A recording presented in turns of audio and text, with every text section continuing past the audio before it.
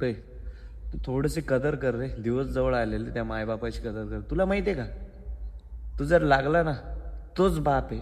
पुऱ्या अख्ख्या गावामध्ये पेढे वाढतो रे. तुझ्या आजूबाजूचे जळतील, पण तो बाप पेढे वाढतो. का माहिती आहे का? कारण त्याला खुशी राहते की मा मुलगा लागलाय. तुला माहिती आहे का, तो चौकीमध्ये 6x5चं बॅनर राहील तुझं. का माहिती आहे का? कारण तुला वर्दी भेटली. तुला माहिती आहे का, अख्ख्या गावामध्ये तुझी चर्चा चालू.